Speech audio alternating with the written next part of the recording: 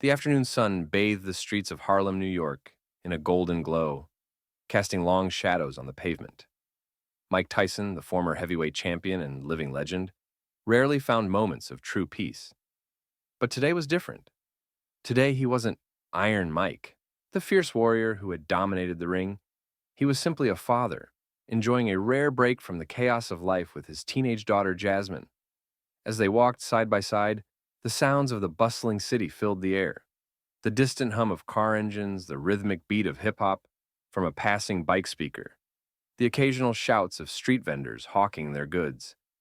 It was the city's heartbeat, pulsing with life. Jasmine, her eyes filled with curiosity and ambition, glanced up at her father with a smirk. "Dad, I think I could outrun you now," she teased, her voice light but challenging. Mike let out a deep, rumbling chuckle, his muscular frame towering over her. "Outrun me?" he echoed, raising an eyebrow. "Maybe, but outfight me, that's another story." Jasmine rolled her eyes, laughing. Yeah. Strength isn't everything." Mike flashed a knowing grin, but before he could respond, the sharp wail of a police siren shattered the moment.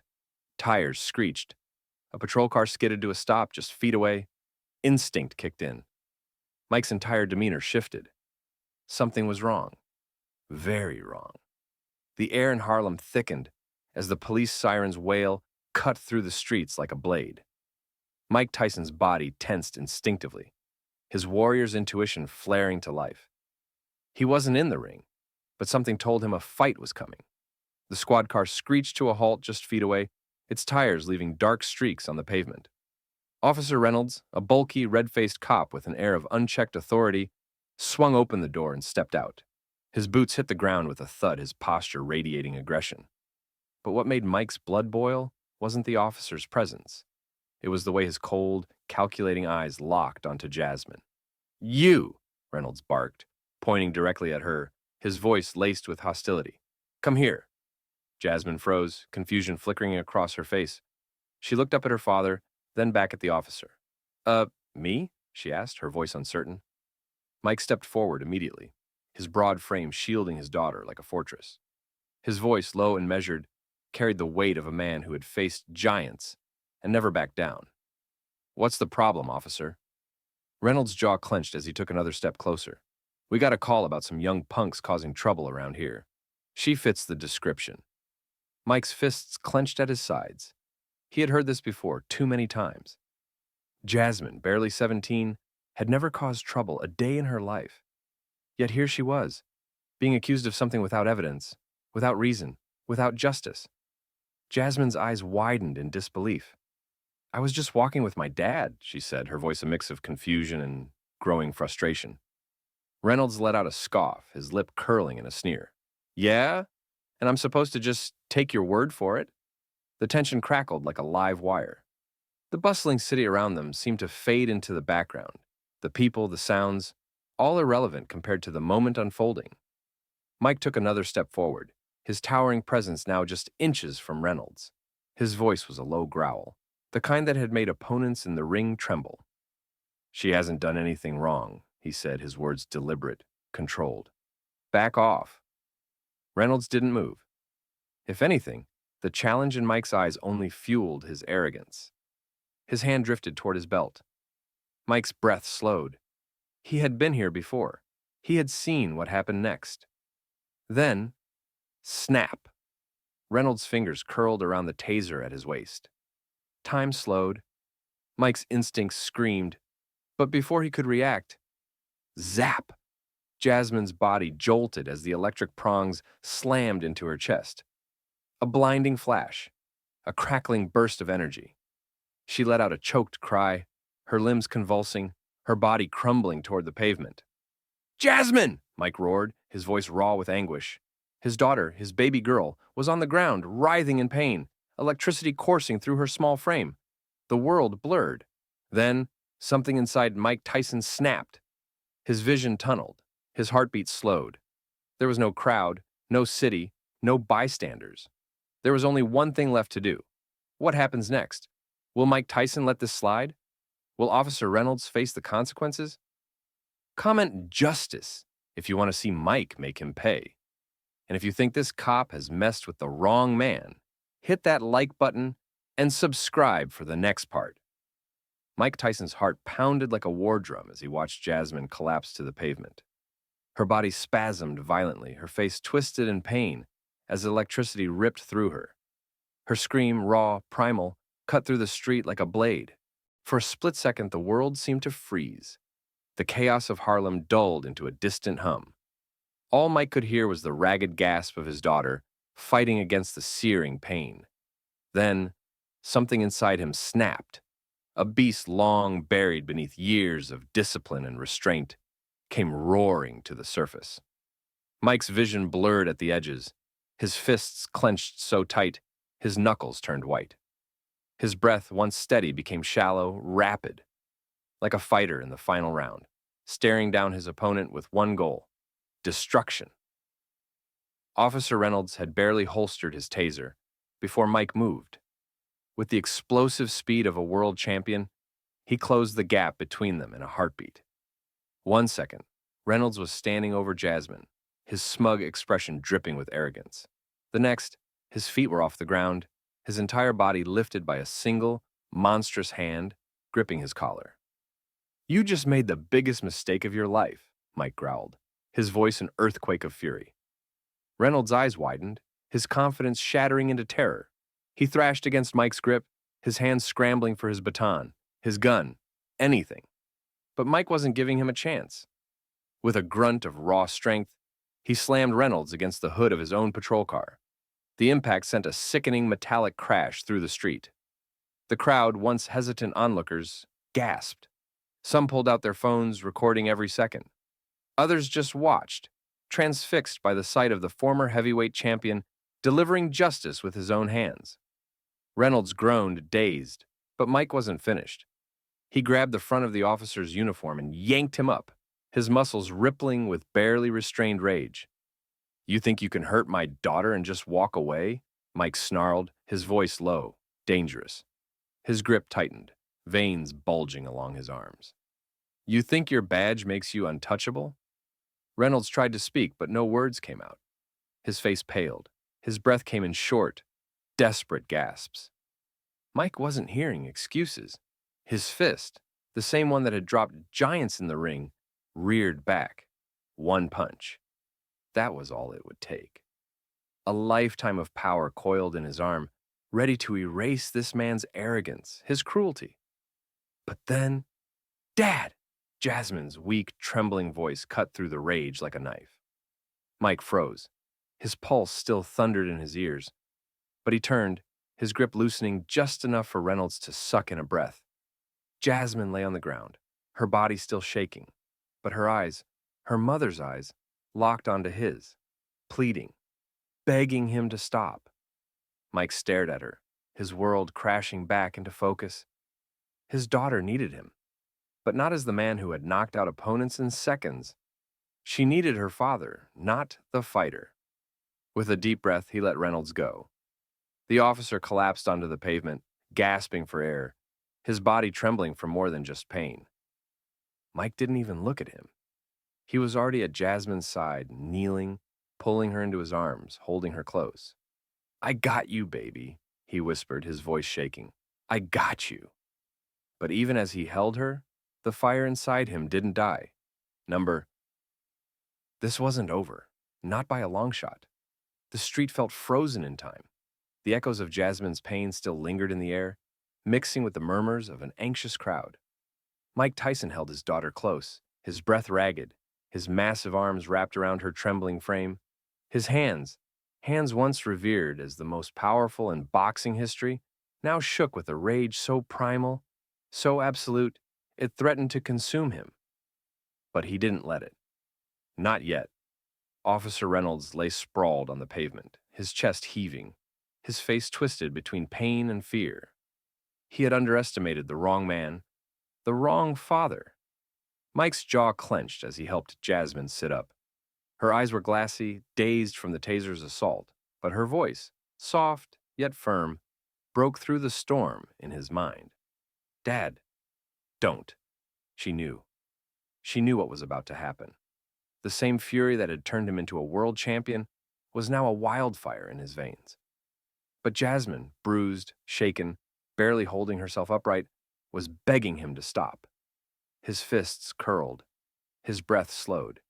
His heart pounded like a war drum. Then came the sound. A radio crackling. More sirens in the distance. Reinforcements. Mike's head snapped toward the noise. 2 more patrol cars screeched onto the scene, red and blue lights bouncing off every surface. The tension in the crowd escalated. Phones stayed up, recording every second. The entire world was about to witness what happened next. The driver's side door of the first cruiser flung open and out stepped Captain Hayes. Tall, broad-shouldered, and with the kind of presence that demanded respect, he took one sweeping glance at the scene. The taser wires still hanging from Jasmine's jacket, Reynolds panting on the ground, and Mike standing over them like a storm waiting to strike. "What the hell happened here?" Hayes barked, his voice carrying the weight of authority. Before Mike could answer, Reynolds, still desperate to regain some scrap of control, gasped out a pathetic attempt at justification.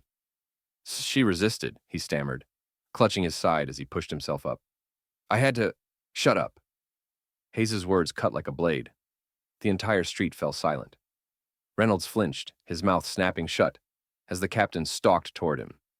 "We've had complaints about you before," Hayes muttered, rubbing his temple as though exhausted by the officer's incompetence. Then, louder, firmer, "You're done." Reynolds' face went pale. "What?" "You heard me." Hayes gestured to his men. "Cuff him." The officers moved fast. Before Reynolds could sputter another excuse, cold metal snapped around his wrists. The crowd erupted, some cheering, some cursing, all still in shock. But Mike? He didn't flinch. His focus remained on Jasmine, brushing a shaking hand against her cheek, whispering reassurances only a father could give.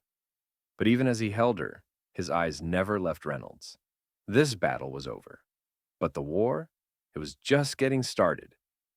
As Officer Reynolds was hauled to his feet, the metallic clink of handcuffs echoing in the tense Harlem air, Mike Tyson barely registered the noise. His entire focus was on Jasmine, his daughter, his world. Her breath was still uneven, her body trembling from the violent shock of the taser, but she was awake. She was alive. Still, that wasn't enough. The rage inside him had not subsided. It lingered, simmering beneath his skin, like an untamed fire.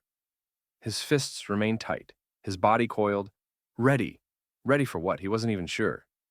He had fought countless battles, faced men twice his size, and never flinched. But nothing had ever felt as personal, as visceral, as this moment. Captain Hayes, now standing over Reynolds, ran a hand over his face, exhaling sharply. The weight of the situation was clear in the set of his shoulders. This wasn't just another case of excessive force. This was an officer abusing his authority in broad daylight, with half the neighborhood watching and the wrong man standing witness. "Get him in the car," Hayes barked, motioning for his officers. Reynolds, still dazed, tried to resist. "This is a mistake," he spluttered. "I was just doing my job. That girl—" Mike moved. One step. That was all it took for Reynolds to shut up. Hayes shot Mike a warning glance, but he didn't say anything. He didn't have to. Mike wasn't going to attack a man already in cuffs. He wasn't a monster. But he also wasn't about to let this moment pass without making something very clear. He stepped closer, his massive frame looming over the disgraced officer, his voice a quiet storm. "You feel powerful when you go after kids, huh?" he murmured, his tone laced with something far more dangerous than anger: certainty. "You think a badge gives you the right to do whatever you want?" Reynolds swallowed hard, but he had no words. Mike's gaze didn't waver. "You messed with the wrong family." For the first time, Reynolds looked truly afraid. The officer shoved him into the back of the squad car, slamming the door shut. A few feet away, Jasmine tried to sit up, wincing. Mike was at her side in an instant, supporting her with hands that had once crushed opponents in seconds, but now held nothing but gentleness. "You good, baby?" he asked, his voice softer now. She nodded, but her eyes were still clouded with the weight of what had just happened. I didn't do anything wrong." Mike's chest tightened. "No, you didn't," he said, his voice like steel. "And he's going to pay for what he did." Hayes turned toward them, clearing his throat. "Mr. Tyson," he started, hesitating slightly. sorry for what happened. This never should have gone down like this." Mike looked at him, his expression unreadable.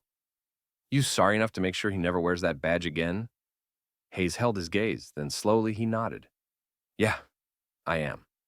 The tension in the air finally broke, but Mike knew this wasn't over. Not even close. Because Reynolds wasn't the disease. He was a symptom. And Mike Tyson had spent his entire life taking on bigger fights. This question mark. This was just the beginning. The night had settled over Harlem, but the fire inside Mike Tyson had not dimmed. The flashing red and blue lights reflected in his eyes as he watched Officer Reynolds get shoved into the back of the patrol car. His breath was steady, but his mind raced. This wasn't over. Not by a long shot. Standing beside him, Jasmine still looked shaken, her hands gripping the fabric of her jacket where the taser prongs had torn through. She had stopped trembling, but the damage was done. She wasn't just physically hurt.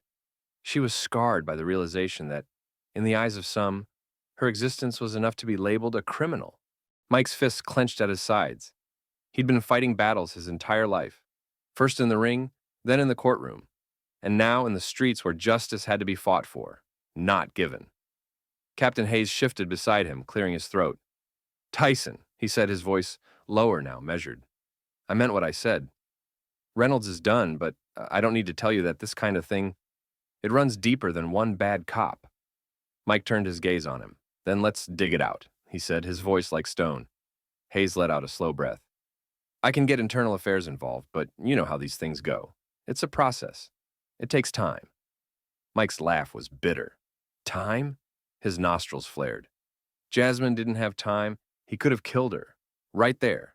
No hesitation. The weight of his words hung in the air. The crowd hadn't dispersed. If anything, it had grown. More people had gathered, whispering, filming, demanding action.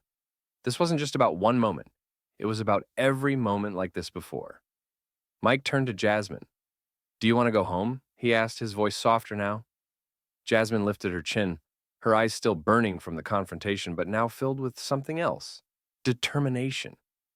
"No," she said. "I want people to know what happened." Mike nodded. Then he turned back to Hayes. "I'm not waiting on a process," he said. "I've got a voice, and I'm going to use it." He took a step forward, his presence commanding the attention of every bystander, every cop, every phone lens pointed his way. "This has to stop," he said, loud enough for everyone to hear. "My daughter, a kid, was walking down the street, and a man with a badge thought that was enough reason to take her down. If I wasn't here, what would have happened? How many times has this happened before? How many more times before something changes?" The crowd erupted in agreement. Voices shouted back, "Enough is enough!" Mike's chest rose and fell as he looked around at the people. Strangers, neighbors, all of them fed up. All of them waiting for someone to fight back. He wasn't a boxer in that moment. He was a leader. This wasn't just about Jasmine.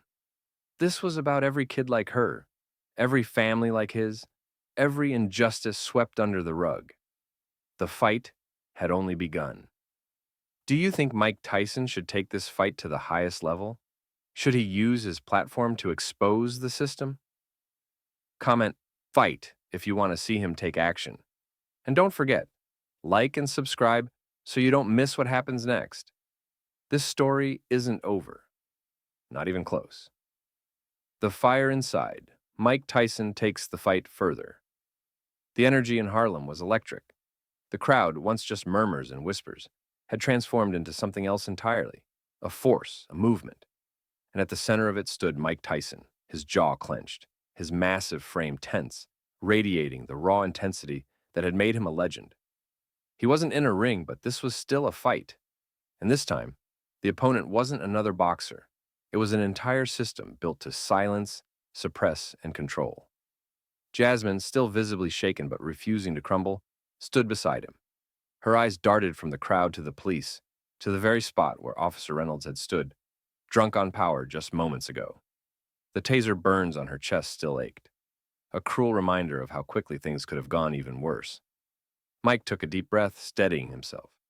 He had spent his life controlling his rage, learning to harness it, direct it. Now every muscle in his body screamed for retribution, but he knew this battle wouldn't be won with fists. It had to be something bigger, louder. Captain Hayes was watching him carefully, arms crossed. "I know that look," he muttered under his breath, just loud enough for Mike to hear. Mike's gaze didn't waver. "Then, you know I'm not letting this go." The captain let out a slow breath, rubbing his temple. "You shouldn't," he admitted. "But you also know what's going to happen next. The department is already working on damage control. They'll bury this if they can." Mike's fists flexed, his nails digging into his palms. Bury it. Like so many other cases before. Like so many other names before. Not this time. The crowd, sensing something bigger brewing, grew restless. The cameras kept rolling. Faces, some hopeful, some angry, some weary from witnessing this same cycle too many times, waited for what Mike Tyson would do next. Then, from the back of the crowd, a voice rang out. "You got a platform, champ. Use it." Mike turned. A middle-aged man, dressed in a worn leather jacket, met his gaze. His expression was a mix of respect and expectation. "You know how many times this has happened? You know how many kids don't have someone like you standing next to them when it goes down?" Mike didn't answer. He didn't have to. He knew. He'd been that kid once, helpless, angry, ignored. He looked at Jasmine. She was still fighting to be strong, to act like she wasn't hurt, like she wasn't scared. But Mike could see it, the doubt creeping in, the feeling that maybe, just maybe, the world would always see her as a target. Number, not his daughter. Not anybody's daughter. Mike turned back to Hayes, his decision made. "I'm taking this public," he said, his voice like steel. "Press, social media, protests. I don't care what it takes. This stops now." Hayes exhaled sharply, shaking his head. "You know they'll come after you too, right?" Mike smirked. It wasn't amusement. It was a challenge. Let them try. Because this time, he wasn't just fighting for himself. He was fighting for all of them. The war begins. Mike Tyson won't be silenced. The night air in Harlem was thick with tension, the weight of the moment pressing down on everyone. The crowd wasn't leaving. The cops weren't backing down. And Mike Tyson? He was just getting started. Standing tall, his massive frame still radiating the controlled fury of a fighter who knew when to strike, Mike locked eyes with Captain Hayes. There was an unspoken agreement between them now.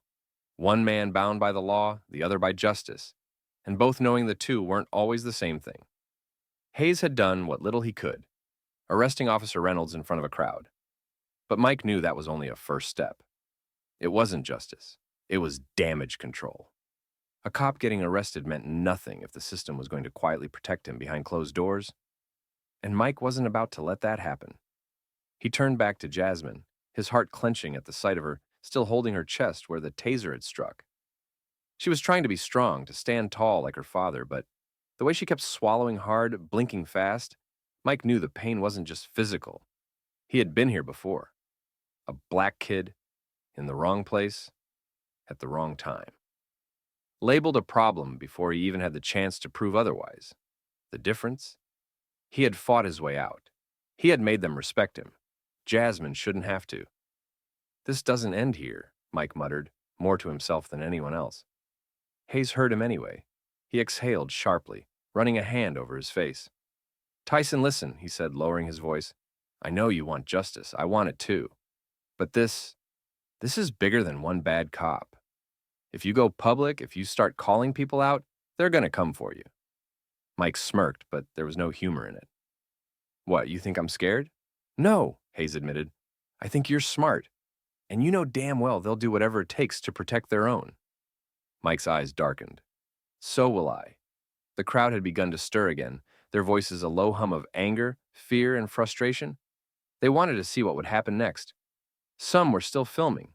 Some were just waiting. Waiting for someone like Mike to take the lead, to say the things they had been screaming into the void for years. And then, from the middle of the group, a woman's voice broke through the murmurs. "This ain't just about your daughter, champ. It's about all of us." Mike turned, spotting an older woman, her face lined with years of fighting battles just like this. Her words settled over the crowd like a spark to dry grass. She was right. This wasn't just about Jasmine. This wasn't just about Mike Tyson. This was about every person who had ever been thrown to the ground, accused of something they didn't do, brutalized by the very people sworn to protect them. Mike took a step forward, his voice cutting through the thick night air. "They want us to be scared," he said, loud enough for everyone to hear. "They want us to just accept it. But not this time, not anymore." The murmurs turned into shouts. The anger turned into determination. Mike wasn't backing down, and neither was Harlem. In 2025, the fight against police brutality and racial injustice is no longer just a conversation. It's a movement. The world has witnessed too many cases like Jasmine's, where power is abused and justice is delayed. But this time, the people refuse to let it fade into the background. Mike Tyson's stand against Officer Reynolds wasn't just about his daughter. It was about every innocent person who has ever been wrongfully targeted. His decision to take this public, to expose the system, is exactly what the world needs now. With social media amplifying his voice, with millions watching, this is more than a single moment, it's a turning point. But 2025 isn't just about awareness, it's about accountability. It's about demanding change at the highest levels, forcing policies to shift, making sure officers like Reynolds don't just get suspended but are removed from the force entirely. It's about ensuring that police departments can no longer bury their corruption under red tape.